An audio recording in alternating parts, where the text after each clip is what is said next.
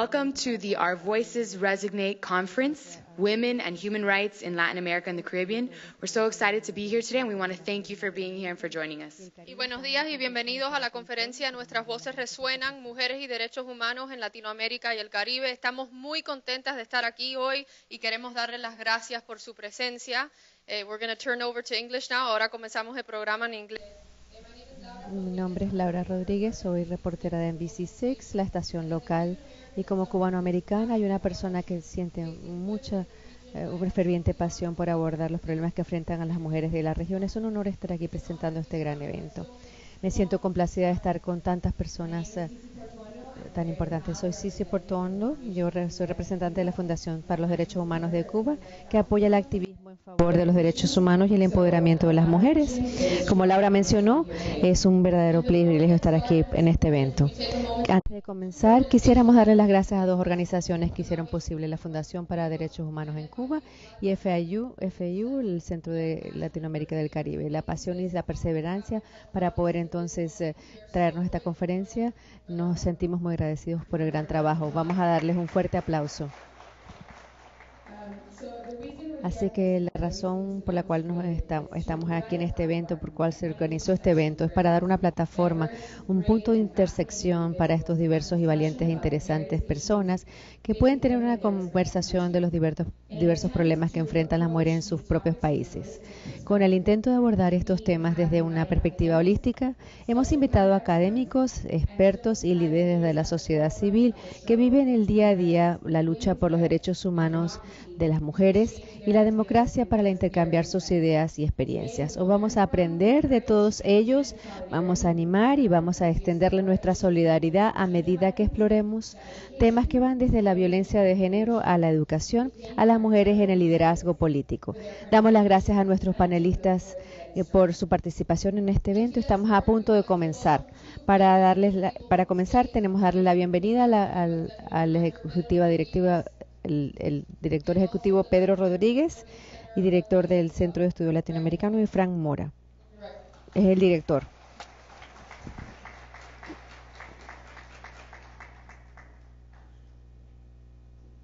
Buenos días. Ante todo, permítame extenderle nuestra más cordial bienvenida a esta conferencia Nuestras Voces Resuenan.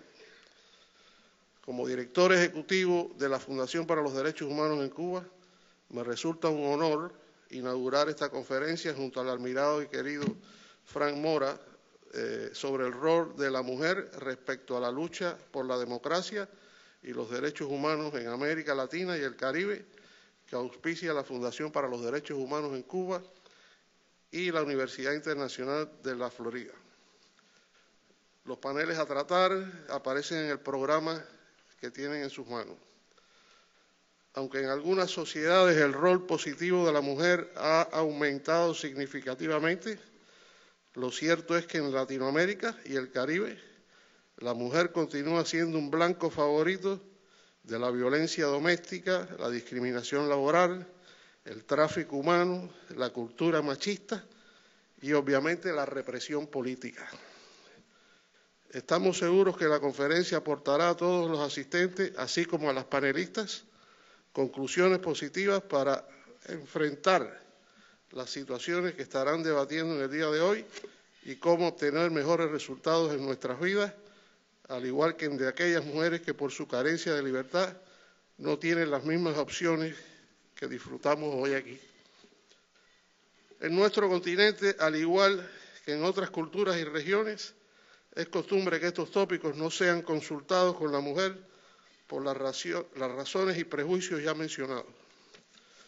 Pero algo que es invariable es que la mujer representa el 50% de la ecuación humana, que en ocasiones por necesidad u obligación les toca cargar el peso del 100% de esa ecuación.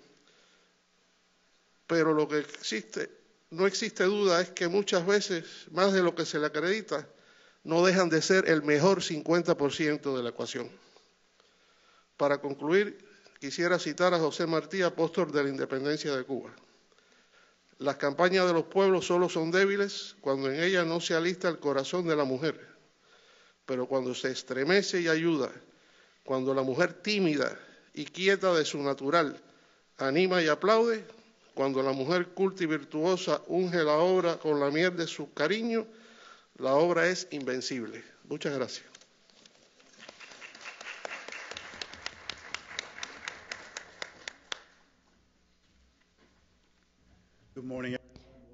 Buenos días a todos y bienvenidos de nuevo a FIU y a esta conferencia. Tenemos muchos invitados muy especiales. Va a ser un día maravilloso de una conversación en este tema tan maravilloso que mencionó Pedro. Antes de comenzar, quisiera reconocer el presidente de FIU, Marty Rosenberg, que está aquí con nosotros.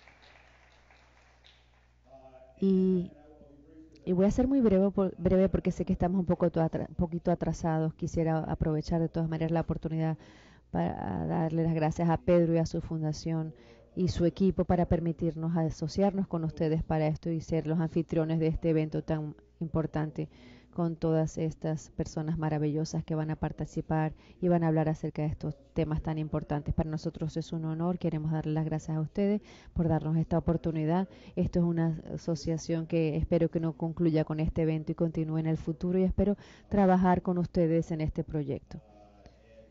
Así que espero que disfrutemos el día, que ustedes disfruten de este día. Va a ser una conversación sólida. Gracias nuevamente por estar aquí. Si tienen alguna pregunta, por favor asegúrense de hacerlas. Gracias.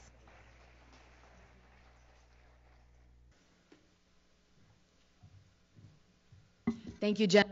Gracias, caballeros. Y ahora para el evento principal, nuestras mujeres tan hermosas. En nuestro primer panel le damos la bienvenida. Van a hablar acerca de la violencia de género en las Américas. Nuestra moderadora es Yashim Jarishi, profesora del Departamento de Física y de Estudios de la Mujer en la FIU. Nuestro panelista Laritza Diversen, abogada cubana y también fundadora de Cubalex.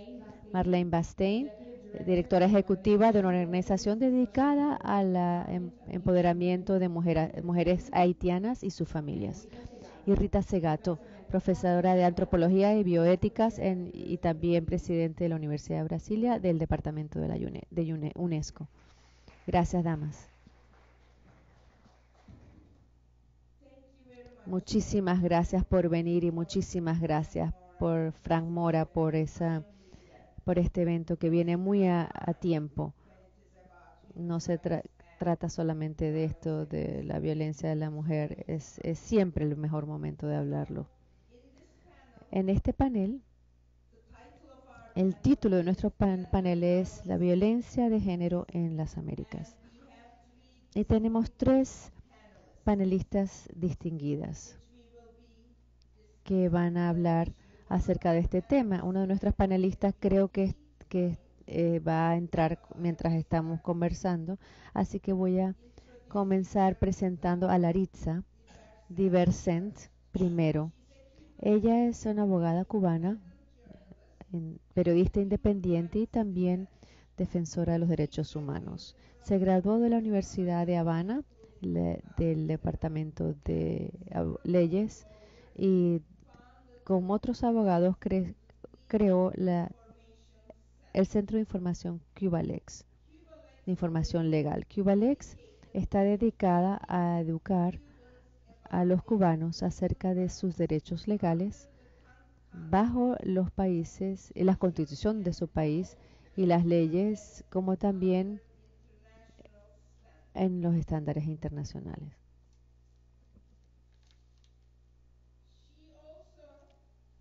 También es coautora del blog Jury Consult Cuba, si quisieran seguirla a ella en su blog. Nuestra segunda panelista es Marlene Bastain. Tuve el placer de conocerla en otro evento.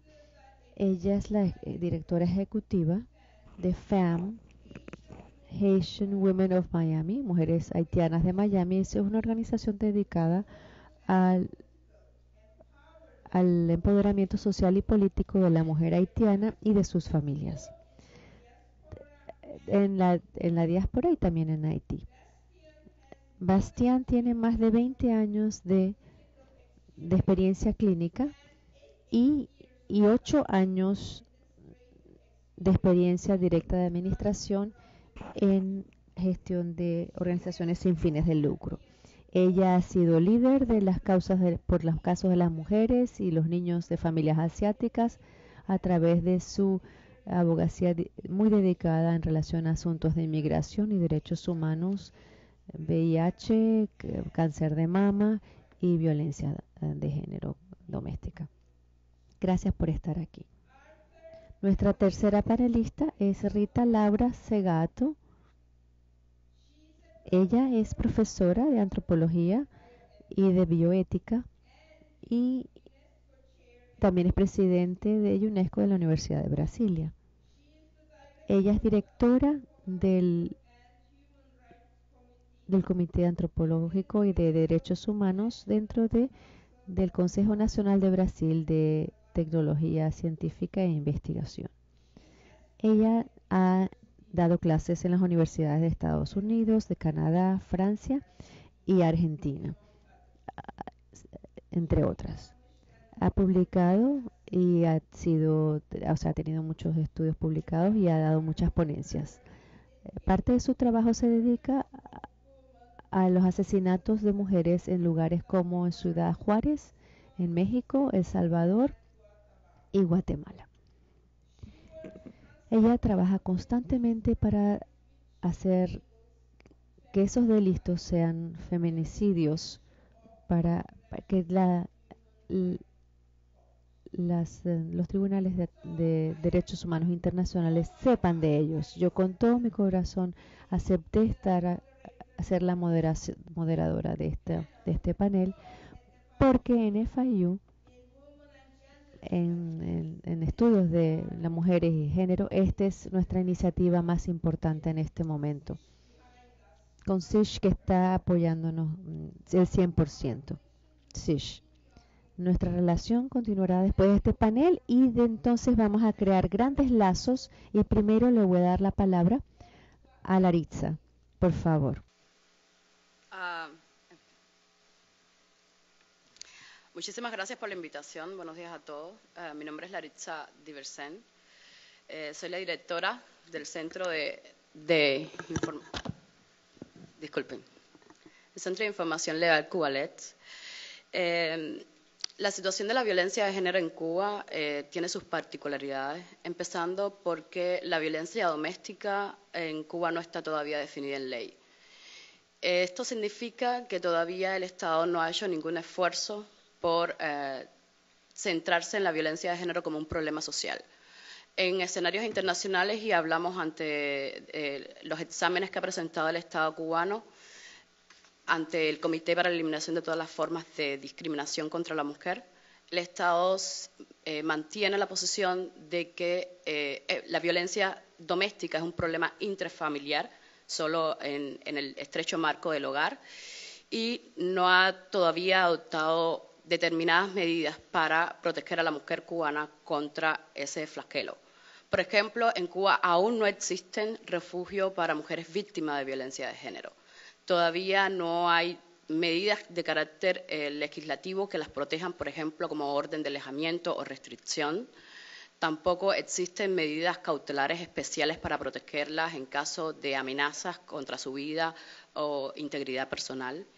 Y esto pues se ha traducido en una falta de concientización y sensibilización en el tema de violencia de género dentro del país a nivel nacional. Aunque en algunos medios se habla del tema, no ha sido de forma generalizada para sensibilizar a la población sobre este tema. Lo que resulta muchas veces es que las mujeres víctimas de violencia de género, cuando en los escasos casos que disculpen la redundancia, van a hacer la denuncia ante los órganos de la Policía Nacional Revolucionaria,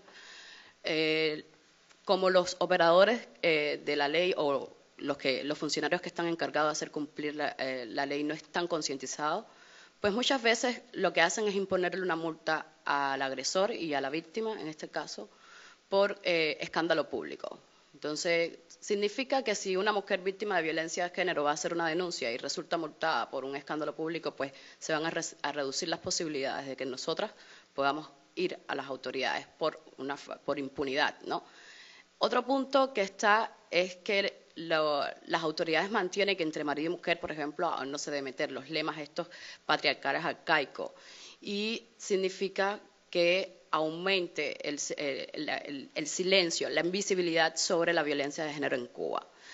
Esta situación se agrava para determinados grupos de mujeres, ¿no? Como son las mujeres disidentes, que muchas veces son maltratadas en público, como ha sido el caso y han corrido por el mundo las imágenes de la violencia contra las damas de blanco.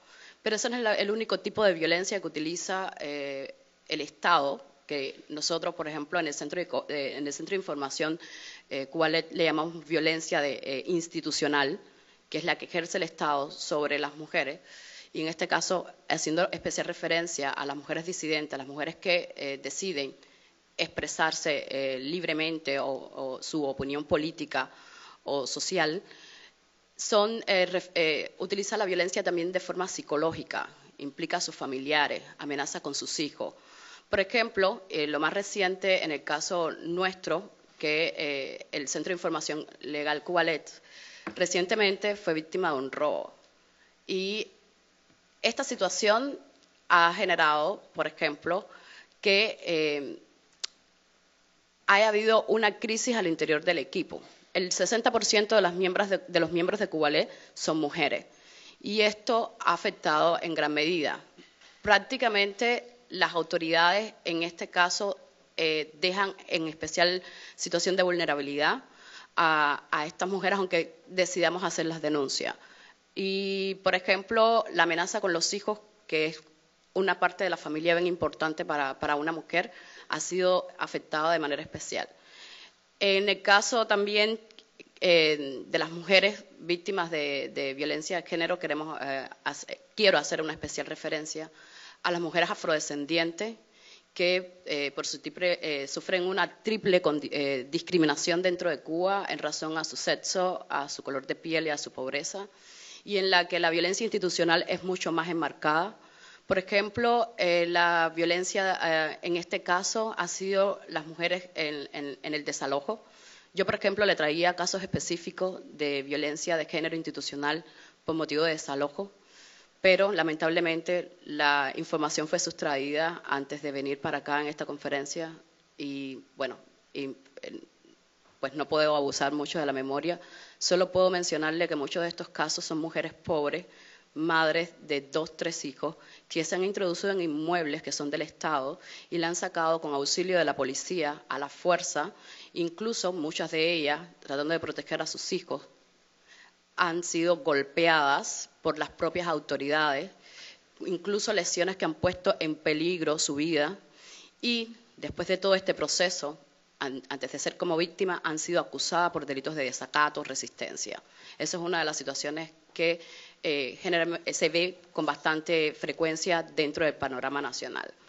Otro punto en cuanto a la violencia de género dentro de Cuba y que lamentablemente no podemos reflejar con estadísticas porque el Estado no ofrece datos desagregados sobre esta situación, a pesar de que los tribunales recogen estas estadísticas, pues es la situación del crimen pasional, que en Cuba, por ejemplo, no se dan ningún tipo de estadísticas en los informes que el Estado presenta y ha sido un llamado de atención por parte del Comité para la Eliminación de todas las formas de discriminación contra la mujer, que ha recomendado al Estado cubano que inicie estudios, encuestas sobre la violencia de género para la mujer cubana, pues como ya le dije antes, el Estado no lo identifica como un problema social, por tanto, no ha emprendido ningún tipo de medida ni de carácter legislativo ni de carácter administrativo para proteger a la mujer. Otro de los puntos en el que nosotros hemos llamado la atención de la violencia de género sobre las mujeres por aquellas que tienen una orientación sexual e identidad de género distinta. Las autoridades con las mujeres que tienen su orientación sexual diferente a lo que los estándares en una sociedad machista y homofóbica como la cubana, pues manifiestan una posición diferente, son triplemente discriminadas y sufren una violencia de género exagerada. Igualmente, nosotros pretendíamos mostrarle imágenes de autoridades como tomadas por la propia policía dentro de Cuba, ¿no? En sus en sus cámaras e imágenes, cómo en los espacios públicos no le permiten a estas mujeres desarrollarse y mostrar su expresión y su identidad. Y eso es uno de los puntos que nosotros queremos llamar la atención. Me disculpan por un poco el nerviosismo, pero al final si tienen alguna duda específica en cuanto a la legislación o los casos que nosotros atendemos en nuestra oficina, pues con gusto estaré dispuesta a responderles. Y un punto especial que tenemos aquí, que el Centro de Cubalet investiga y tuvo la oportunidad de en julio de 2013 ir a Naciones Unidas y presentar un informe completo sobre la situación presentar un informe sobre la situación de la mujer cubana, en el que incluyó un tema especial, la violencia de género y otros temas, y en el que llamó la atención también como un tema particular preocupante la situación de las mujeres rurales que generalmente van a la capital a prostituirse por necesidad, aunque el Estado dice que es por lucro, y asociado a este escenario son víctimas de género, porque no tienen un lugar donde vivir, porque la policía las acosa constantemente. Y esa situación, pues nosotros les pusimos en nuestro informe y ha creado, pues por supuesto, motivo de descontento para el gobierno, y estamos en la disposición de responder a sus preguntas y cualquier información adicional que requieran sobre este tema, pues exponer más sobre el tema. Muchas gracias. Thank you very much, Laritza. Now we will give the floor to Marlene Bastian, and then afterwards we will open the floor for your questions and discussions. Quisiera decirles y darles las gracias a todos ustedes por estar aquí esta mañana. También quisiera darle las gracias a LAC, al doctor Mora y la Fundación de Derechos Humanos Cubana. Yo no sabía que existía una fundación así que fue una sorpresa muy agradable de que hayan podido hacer este evento y invitarnos a nosotros este día. Me siento muy complacida y honrada de estar aquí y de ver a Mireille Scholl de Mirren Family Foundation y todos ustedes. Tengo una presentación de PowerPoint. Voy a comenzar lo que hacemos, que es lo que hacemos en FAM para reducir la incidencia de la violencia. Voy a empezar con la segunda y quiero que vayan a la violencia doméstica. Vamos a comenzar. Vamos a darle el marco de trabajo que tenemos nosotros. Desde el principio de los 80, cuando yo llegué aquí, les voy a decir un poco de los incidentes de violencia en Haití y les vamos a mostrar qué es lo que tenemos que hacer y cómo tenemos que hacer esto en Miami para reducir la violencia doméstica y la incidencia de la violencia doméstica y lo que estamos haciendo para que las mujeres estén seguras. Siga más adelante, más adelante. No voy a perder mucho tiempo porque tenemos muy poco tiempo, como 15. Quiero comenzar a decirles que cuando se ve Haití, había muchas cosas importantes de la violencia sexual y sexual después del terremoto del 2010. Lo que les puedo decir es que la violencia doméstica siempre ha sido un problema. Village, and some people may be shocked by it, but I can still remember it as a little girl. In my village, my house was right across the market, and during vacation time, I would go to my village, and I would see the women from down to nightfall working very hard in the village. And then, sometimes, as a little girl, I would see the men coming with their big baton, beating them up. Either because they were fighting, either because they thought that they were not working hard enough, either they thought that there was an order or that they disobeyed, because men in Haiti at that time, even now, think that women are their property. Women had the status of children until Michel Benet Duvalier, that they have the right to discipline women. That's one thing that I remember. I can still see in my mind's eye. The second that I remember growing up in Haiti in the 1950s, I was born in 1959, was was that if a young man loved a young girl, oftentimes what he did, which I thought was brave, he would wait for her while she was either doing her chores or going to the farm, had sex with her, and then the family felt it was normal to organize a wedding or find a way to get them together to live together. And even as a little girl, I thought that was very, very, very harsh. So when I came here in the U.S., I started the organization. I think I'm going to need to do it. It seems like they're having a hard time doing it. I was trying to save time. Anyway, in Haiti today, the rate of violence in Haiti is twice that of the Dominican Republic, twice that of Jamaica, even if crime is lower in Haiti than in these respective nations, from Jamaica to the Dominican, its neighbors, the Dominican Republic, and other Caribbean nations, but domestic violence, surprisingly, is higher, 2 times higher in Haiti than in the Dominican Republic, than in Jamaica, than in other Caribbean nations. So the question you might ask, why is that? Why is a country that is relatively safe and don't believe what you read in the newspaper? Haiti is a very safe country compared to its neighbors. Why is the level of violence so high? Okay. All right. Let's see.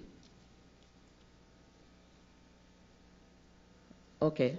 All right. Entonces, you can see the picture. Se puede ver la foto. 2 years ago, we went to Haiti. We oftentimes go there to work on deportation issues, and then we'll mention that briefly during the presentation. And then we visited women, a lot of them victims of violence in the different camps. That was after the earthquake. So violence in Haiti. We're going to go to the rates because we wasted a little time. Haiti struggled with violence even before the trauma and destruction of the 2010 earthquake.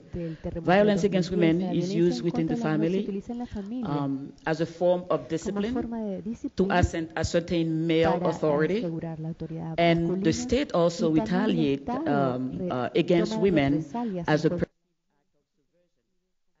about 15 members of my family who were arrested and imprisoned during the Duvalier dictatorship. The women there were victims of violence in the prison. The Sexual Violence Research Initiative shows that the rate of forced sex ever experienced by women in Haiti is 11%, is more than twice as high as the rate in the Dominican Republic, which is 5%. The proportion of those experienced sexual violence in Haiti within a 12-month period after the earthquake is almost 3 times as high, 11%, as it is in the Dominican Republic, as compared to the Dominican Republic, 4%, and almost 4 times higher than that in Jamaica, which is 3%. Other reports also have noted that sexual violence occurs at a greater frequency in Haiti. The 2000 Demographic Health Surveys deemed sexual violence, which accounted for 29% of violence cases reported in Haiti by itself, as the most form of violence there. For Haiti, all percentage involving sexual violence add up to 58%, whereas in the Dominican Republic they amount to 27%. And these stats are not surprising given that Haitian women were found to be more than twice as likely to face sexual violence as women in the Dominican Republic. Even in 2 Latin American countries reported in the demographic health surveys, Colombia and Nicaragua, physical violence only was the most common form, occupying 59%. And the manner in which men in Haiti explain violence, and then they do it even now after years of doing advocacy and education here, gives you an idea of why sexual violence is so prevalent there. Men, while talking about like the sexual act, they all sometimes talk about using violence words like "well, craser en femme." I'm gonna really beat up a woman. You would think that he would be going to physically attack the woman, but he's actually talking about sex, right? Voy boire tête calée to club non-stop. Chiré, from ça. I'm going to rip her up. He's still talking about sex. And then some of you may think, is it really happening even now? But let me give you a quick example. I was at the gym last week, and then a few men, they were talking among themselves, and they saw me coming. And one of them said, I'm going damn la, li pa vle tande, you know, I have a girlfriend, she doesn't want to listen to me. I'm gonna beat her, I'm gonna put her on her knees, beat her, and then I will do what you just read. So I don't know if he was saying it because he saw me coming, but I'm telling you, this is still a reality here. Men usually use sexual violence as a way to subdue or to force women into discipline or to get them to do what they're supposed to do. The next most prevalent form of violence in Haiti is physical violence, accounting for 19%. And some might think that it's even higher. I think it's even higher because in Haiti, most of the cases of violence are not reported because of fear of reprisal, because the authorities really do not value it when women go to report violence. They make fun of the women when they report violence. And then when the women have to go to court, and then last year when I was in Haiti, I met with several human rights organizations, they had to be accompanied with security guards sometimes. And when they get to the court system, most of the proceedings are done in French when the women, all of them, 100% speak Creole. So violence, both sexual, physical, are gravely underreported in Haiti. And then why would men batter women? Why would they subject them to violence? Some of the reasons are leaving the house without permission, disobedience, not obeying commands, talking back, talking your mind, right? Staring. Let's say that your husband or boyfriend or common law husband tells you something, and even if you don't respond, you look at him like that. This can be cause for violence. Women are perceived as abusable objects, and men generally acknowledge that it was within his right to subject women to violence. The social pressure to fulfill expectations of sexuality, which becomes internalized as an indispensable component of masculine identity, mainly many Haitian men to consider sexual aggression against women as normal. The young boys, and I know I see some of you are smiling because even here we see that, right? Boys are encouraged to go out there and be young men, court women and flirt, whereas the girls are taught to be reserved, right? In our culture, the girls should not be going out at night. When I was growing up in Haiti, I wasn't allowed to go out at night. I was 18 years old. I wasn't allowed to go to a kermesse or conference or movie. But the boys, at a very early age, they are coached, they are encouraged to go out there. As a matter of fact, if they didn't do these things, if they didn't go and court women and be tough with women and be a macho, they think that there's something wrong with them. They even have a name for them. They call them jeje. That means close to being retarded. Go figure.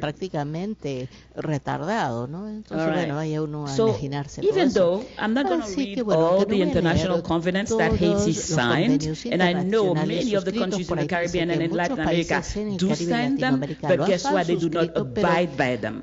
They do not respect them. They do not abide by them. Haiti has always been a very open country. Haiti has always been very respectful. For example, Haiti welcomed everybody.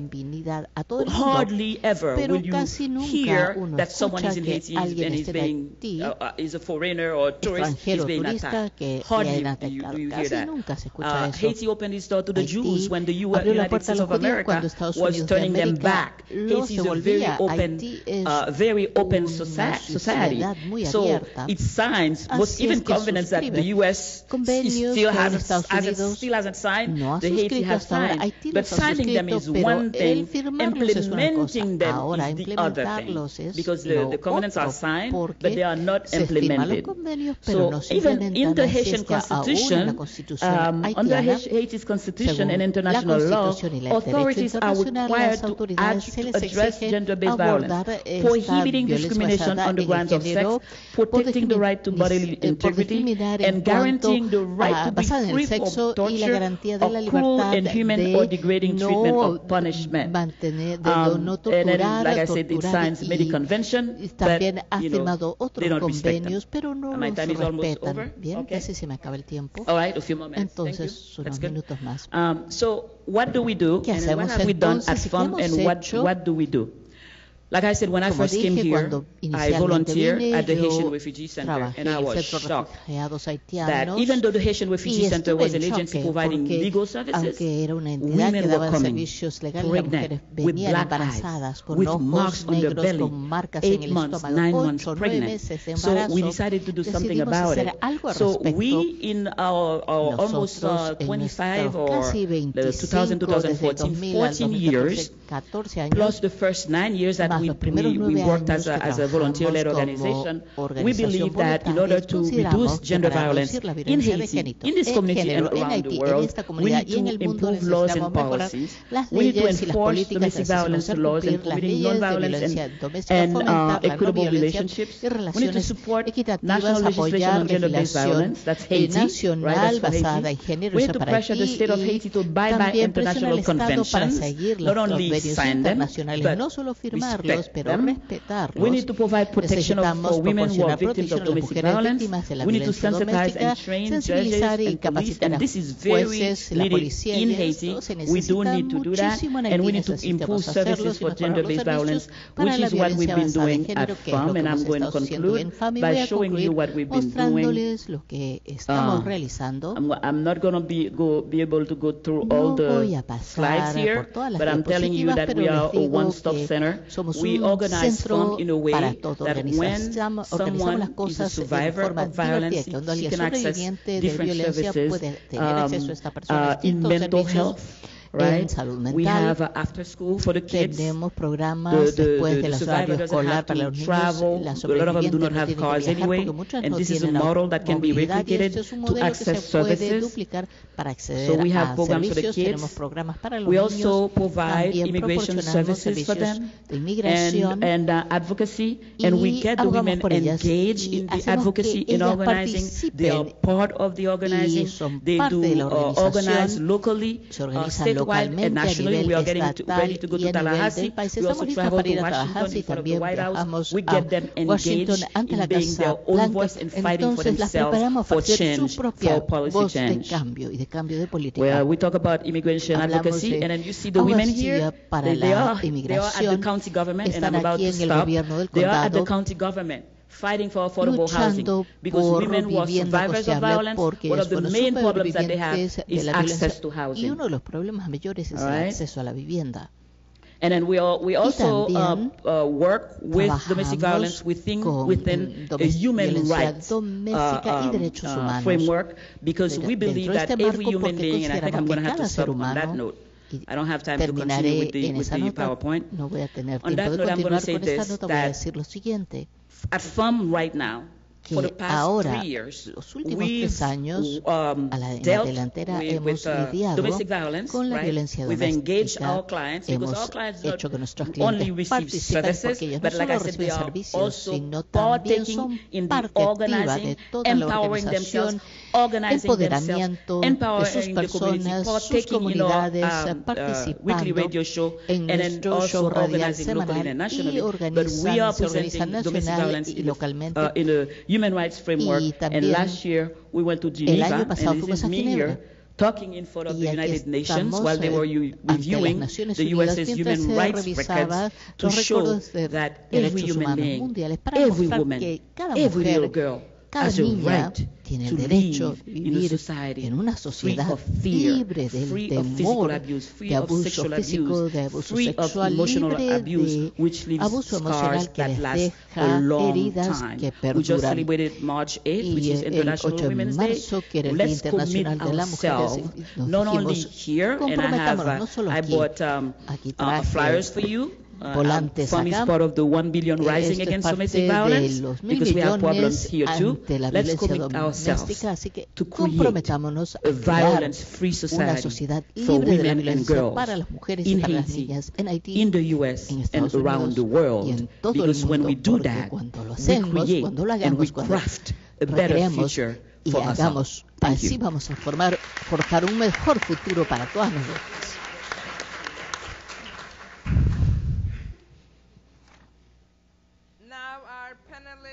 Ahora, nuestra moderadora, Rita Laura Secato. Voy a hablar desde acá, por favor. Buenos días a todos y voy a hablar en castellano. Es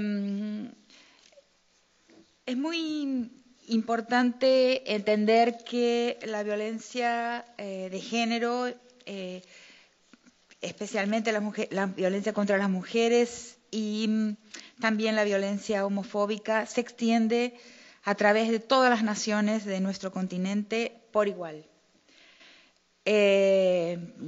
No es posible separar países a este respecto.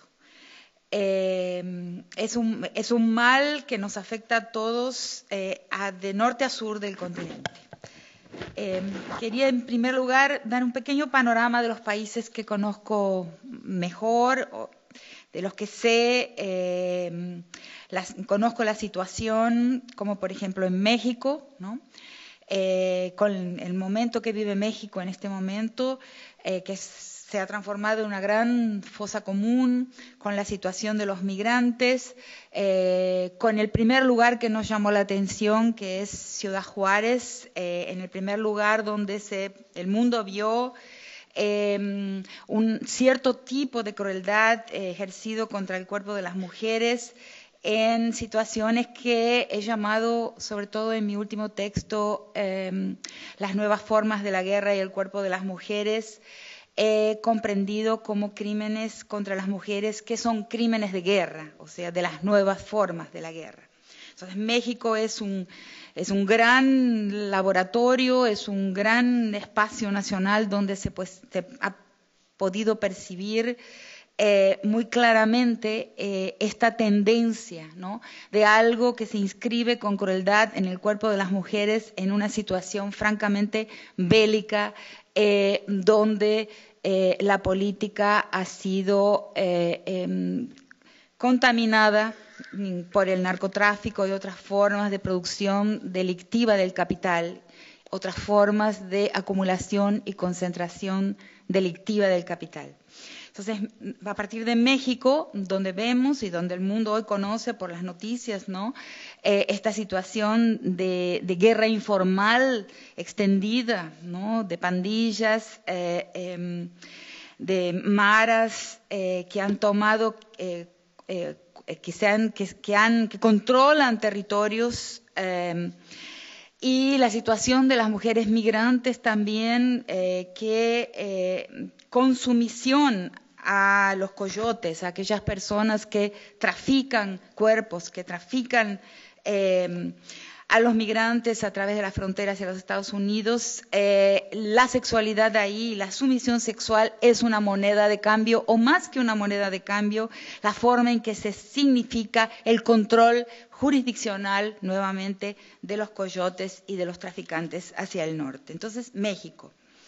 Luego los países centroamericanos, Honduras, El Salvador y Guatemala, también con índices de asesinatos de mujeres alarmantes, en las dos, y de violencia en la situación doméstica y violencia también feminicida en una situación que también puede ser definida como bélica si redefinimos la guerra, o sea, si pasamos a entender la guerra de una forma diferente a como la habíamos entendido hasta el presente, como guerra entre estados, como guerra entre naciones.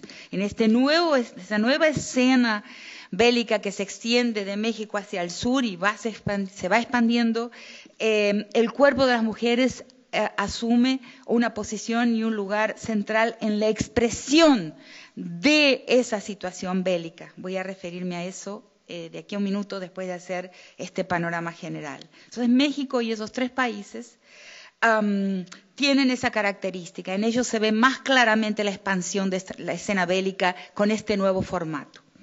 En el caso de Guatemala, la herencia, especialmente en Guatemala, ¿no?, la herencia de lo que es llamado ahí como el conflicto interno, ¿no? El papel que tuvo el cuerpo de las mujeres en la expresión de la dominación por parte del ejército y en sus acciones francamente paramilitares de exterminio de los pueblos indígenas, y cómo el terror ejercido sobre el cuerpo de las mujeres fue central justamente para significar el dominio sobre estas poblaciones, ¿no? Tengo la experiencia durante todo el año pasado de haber preparado una de las pericias, uno de los peritajes, ¿no?, que para el nuevo tribunal que se va a constituir como uno de los tribunales de mayor riesgo, que así son llamados en Guatemala, el segundo que va a ser constituido y que va a juzgar por primera vez por parte de un Estado nacional crímenes específicos de guerra contra las mujeres durante el conflicto interno, con la prostitución forzada, la esclavitud sexual forzada de un grupo de mujeres mayas quechíes de la aldea de Sepurzarco. Entonces, es claro ahí cómo esa reducción de las mujeres a prostitución por parte de un Estado que se transforma en un paraestado ha sido una de las características de esa guerra, ¿no? El uso de esos cuerpos y la crueldad ejercida sobre esos cuerpos como una forma de significar el poder militar. Por eso todo nos convoca a colocar la sexualidad y la agresión sexual en el centro de nuestras consideraciones, inclusive cuando estamos estudiando el Estado o los Estados, todos los tipos de Estado. La situación en Nicaragua, donde estuve el mes pasado, ¿no?, con nuevamente un Estado que persigue al movimiento feminista por razones que son de su alcoba, ¿no?, de su historia personal, de la historia personal de los gobernantes, con la terrible situación de Soy la América, entenada, o sea, hija adoptiva del presidente Ortega, con su carta extraordinaria publicada de 10 páginas, publicada en 1998, sobre los abusos que se sufrió de su padre, hoy presidente de la Nación, y el abandono por parte de su madre. La carta de Soy la América es conmovedora y yo creo que debe ser leída, aunque es difícil leerla, por todos nosotros. Entonces, ¿cuál es la política del Estado nicaragüense hoy? Es una política que coloca en el centro la familia, el discurso de la familia como forma de reducir la queja de las mujeres. Una buena mujer es aquella que no se queja para no atentar, para no desconstituir la familia de la que forma parte. El discurso de Estado nicaragüense hoy es ese. Primero la familia, después el sufrimiento de las mujeres. Pasamos a la situación de Colombia, donde en mi lectura la situación más convocante e interesante es la formación de varios grupos de investigación que han denunciado que el Instituto Médico Legal, no por, digamos, necesariamente por una mala voluntad, pero sino por el desvío que tiene la óptica del Estado siempre, en sus formularios, en sus protocolos de investigación de las fosas comunes que se encuentran como consecuencia de la guerra interna de ese país, de poblaciones que se han encontrado aprisionadas en el combate entre las FARC y los paramilitares. En esas fosas comunes se encuentran los cuerpos de una cantidad de muertos en estos embates, y allí se leen de la misma forma los cuerpos, los restos de hombres y de mujeres. Entonces, una nueva grupo de investigadores, primero en Colombia, pero que luego ha sido seguido más recientemente en Argentina, dicen: es necesario ver en esas fosas comunes lo que ha sido específico de la crueldad contra el cuerpo de las mujeres, porque el cuerpo padrón es el cuerpo masculino. Entonces, eso también en Argentina emerge hoy como un frente feminista, un frente femenino en las investigaciones sobre lo que pasó, lo sucedido durante la dictadura militar, y la conciencia creciente de lo que sufrieron las mujeres y lo que sufrieron los hombres ha sido diferente. Y que es necesario también indagar el sufrimiento específico de las mujeres en los calabozos de la dictadura, así como las fosas comunes en Colombia. Entonces, en estos dos países tenemos grupos de investigación, sobre todo constituidos por mujeres, pero no exclusivamente, que predican o que tratan de que los protocolos de investigación forenses tengan especificidades o sean capaces de acoger la diversidad de lo que ha ocurrido con las mujeres y los hombres en esas fosas comunes que se están desenterrando constantemente en nuestros países. En el Ecuador, una figura, un elemento que llama la atención en el momento presente, es las restricciones a la sexualidad femenina juvenil, con algunos discursos del presidente y algunas iniciativas políticas que tratan de, a partir de una perspectiva católica conservadora, decir que las mujeres jóvenes deben restringir su sexualidad, y también una política que pone en el centro la familia en detrimento de las mujeres. En el Brasil, lo que llama la atención, solo para hacer un panorama general del continente, y ver cómo el destino de las mujeres atraviesa fronteras nacionales y tipos de gobierno y tendencias de los gobernantes, y constituye una escena común, o sea que trasciende las diferencias entre estados. En Brasil, con una mujer asesinada a cada hora y media en las últimas estadísticas, ¿no? Hace 2 años la estadística era que una mujer era asesinada cada 2 horas, pero en la última estadística de violencia lo que arroja es que una mujer es asesinada cada hora y media. En este país lo más mapeado es la violencia doméstica, pero hay como una dificultad de vocabulario para expresar otras formas de morir de las mujeres en un espacio bélico en la nación que tiene las 3 ciudades de las 5 ciudades más violentas del mundo, 3 son brasileras. La ciudad más violenta del mundo, como ustedes quizás sepan, se encuentra en Honduras, San Pedro Sula. Entonces, en Brasil, sin embargo, todavía no hay un buen mapa, una buena comprensión de las mujeres que mueren en la situación bélica, ¿no?, del crimen organizado. Y lo más conocido es la escena de la violencia doméstica. Bolivia, ¿no?, que es un país que llama muchísimo la atención porque es un país pacífico en lo que dice respecto a la cantidad de homicidios, cada 100.000 homicidios, pero con un dato que nos llama poderosamente la atención. En un país cuyas estructuras de Estado están en franca democratización en lo que respecta a las cuotas para mujeres en la política, o sea, mujeres legisladoras, mujeres en los ministerios, mujeres indígenas legisladoras y en los ministerios, y tenemos una situación rarísima, porque si la media mundial de homicidios de mujeres dentro de la totalidad de los homicidios en el mundo, la media es de 17%, en Bolivia tenemos una situación peculiar. De todos los homicidios perpetrados, aproximadamente el 60% son homicidios de mujeres. Un número que nos sorprende en un país con estructuras en franco proceso de democratización.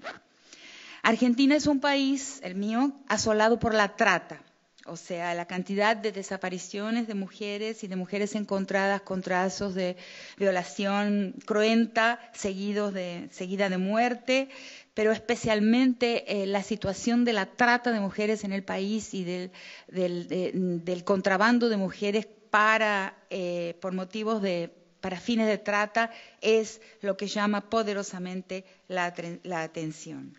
Entonces, en este panorama continental en el que he hablado sobre algunos países y sus puntos más específicos y llamativos, solo como para ofrecer rápidamente ese panorama, tenemos en el movimiento feminista 3 polémicas, solamente las voy a mencionar brevemente para dar una estructura a lo que acabo de relatar.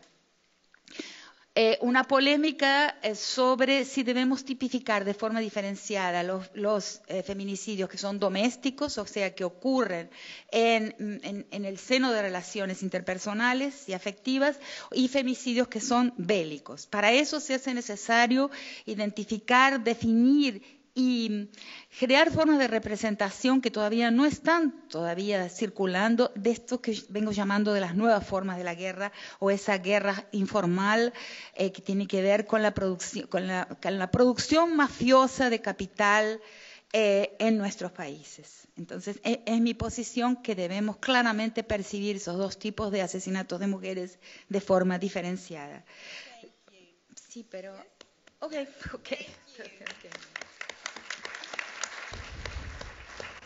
Muchas gracias.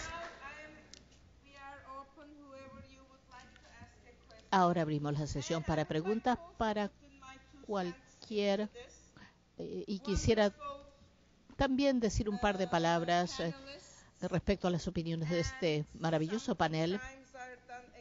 Algunos crímenes se cometen contra las mujeres y las mujeres están tratando de hacer algo al respecto, pero es un problema de hombres también. Quiero hacer grupos fuertes de hombres que también hagan algo al respecto. Los hombres se deben unir para hacer algo al respecto. Es problema de hombres también, desde la humanidad, problema de la humanidad, así que tenemos que todos hacer algo. Bien, preguntas entonces. ¿Preguntas a nuestros panelistas?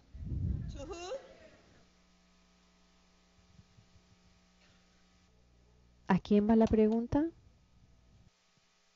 Buenos días, Nora Gámez para el Nuevo Herald. Mi pregunta es para Laritza. ¿Tú ves en el caso cubano un tipo de violencia específica contra las mujeres opositoras? O sea, ¿hay algún elemento de violencia contra la mujer que se está ejerciendo en Cuba ahora mismo? O sea, si ves algún elemento que tiene que ver específicamente con la violencia contra la mujer, en el caso de las damas de blanco, tu caso.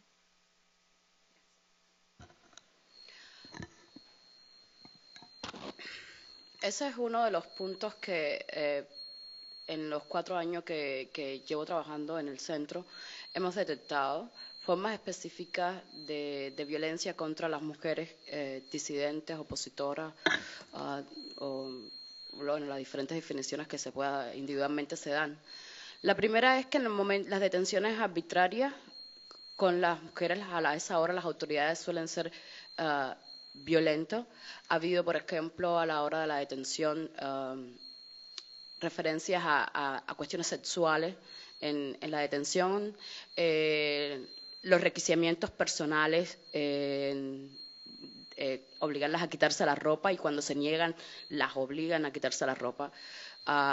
Requisias en sus genitales buscando aparatos de grabación, que no pasen teléfono. Esto no sucede con otras mujeres que nosotros hemos atendido en la oficina y que de una forma u otra hubieran podido ser víctimas de violencia, ¿no? Por parte de las autoridades.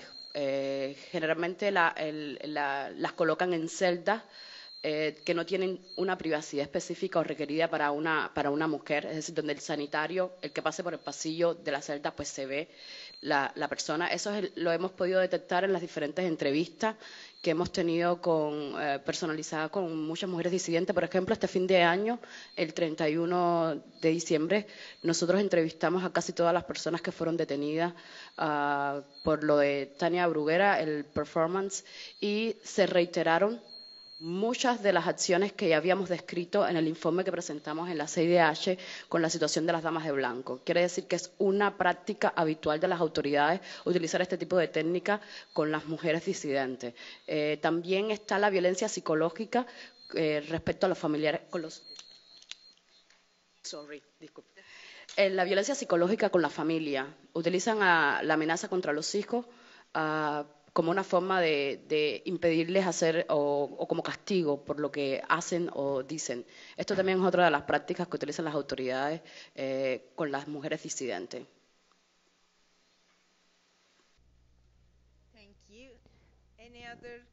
Gracias. ¿Alguna otra pregunta? Por favor.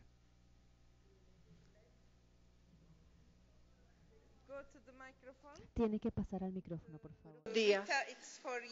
Usted estaba hablando, dio la primera idea, dijo que tenía otras dos que terminar y decirlas. Si nos podría decir y terminarlo en un momento corto, pero es muy interesante. Sí. Muchas gracias. Sí, muchísimas gracias por la oportunidad de concluir brevemente. Sí, la primera es la importancia de hoy separar, por lo menos para preparar los protocolos de investigación, los crímenes domésticos de estas nuevas formas bélicas.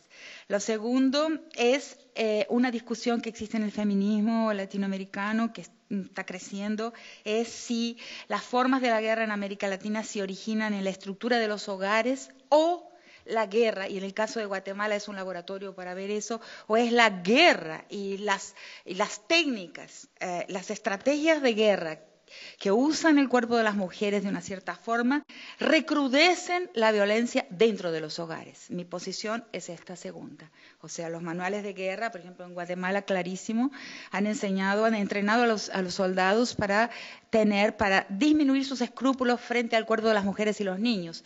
Esos soldados y toda la atmósfera que se crea durante la guerra hace hoy que los hogares indígenas sean mucho más violentos de lo que nunca fueron anteriormente. Y la tercera es la situación de las mujeres indígenas. O sea, es posible pensar la situación de las mujeres indígenas y no blancas en general a partir de una perspectiva de un feminismo general, o sea, mundial, o tenemos que pensar de forma muy específica la exacerbación de la violencia dentro del mundo de la aldea.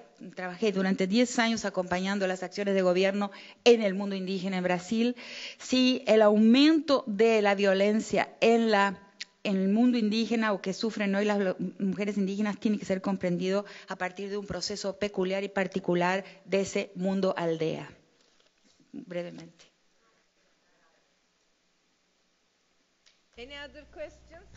¿Más preguntas? Gracias. Sí, diga, adelante, por favor. Good morning. Is possible for all of one? La misma pregunta para todos. Hemos oído cómo en todos estos países se ha debilitado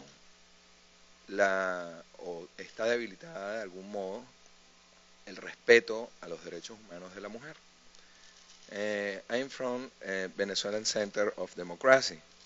La pregunta es si buscamos reforzar la imagen de la mujer o se ha buscado reforzar la imagen de la mujer para sostener o fortalecer las democracias, según los acuerdos internacionales, ¿qué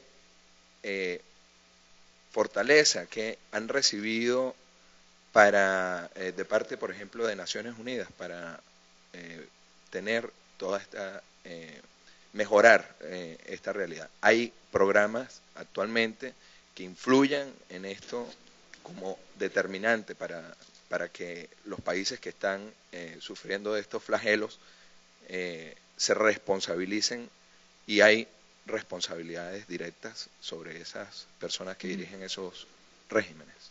Gracias. Thank you. ¿Quién quisiera contestar? ¿Algún comentario?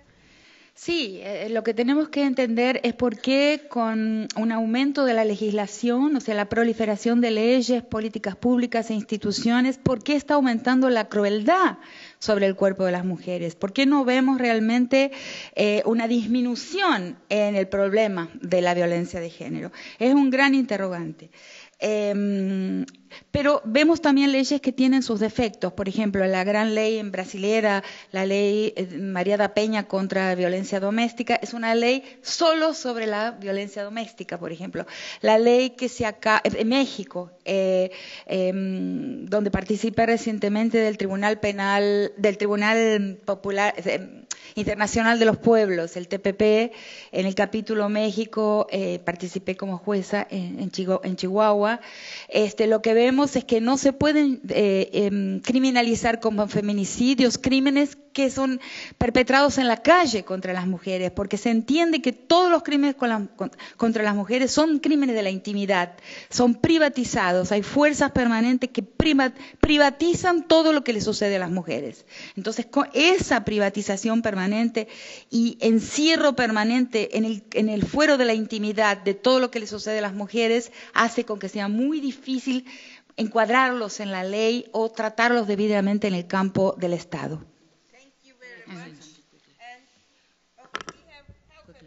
Quickly. I'd like to say something quickly. Muy rápidamente, quiero decir algo muy rápidamente. Las Naciones Unidas está presente y es activa con los derechos humanos y sus organizaciones en distintos países. Y en Haití, por ejemplo, sabemos que no es una solución. La solución es asegurarse que establecemos las leyes en estas naciones para que los derechos de las mujeres se respetan, que las mujeres sean consideradas seres humanos que se merecen sus derechos desde su nacimiento, derechos inalienables. Así que esas leyes que existan en su país es lo más importante, porque son las leyes y hasta que no suceda no va a cambiar nada en Haití. Tenemos que asegurarnos que las leyes se establezcan, que se cambia esta cultura que las mujeres menos que el hombre, menos que un ser humano, que las mujeres son seres humanos con derechos que necesitan protegerse. Y hasta que no hagamos eso, en todas las naciones el problema va a continuar y que tenemos que trabajar con los hombres y las mujeres, porque cambiar el mundo para que sea un mundo más seguro para las mujeres es el trabajo de todos, hombres y mujeres, porque no pueden estar en paz sin la emancipación completa y la protección de la mujer a nivel mundial. Muchísimas gracias por la gran conversación. I invite our Le panelists invito a from nuestros panel 1 panelistas, off the panel 1, stage, que se and now bajen we're del going to escenario y begin vamos a panel pasar 2. con el panel 2. Panel 2 will El panel explore 2 va a women explorar and a la civil mujer y society la in sociedad Cuba. civil Our en Cuba. moderator is Nuestro Jorge moderador Duani. es He's Jorge the director Duani, of the Cuban Research es el Institute director de and a professor of investigación y anthropology profesor here de at antropología FIU. aquí de Our FIU. panelists are Berta Soler, Alberta Yusmila Soler, Reina Yusmila Ferrera, Reina and Ferrera Miriam y Miriam Kornbliss. Kornbliss.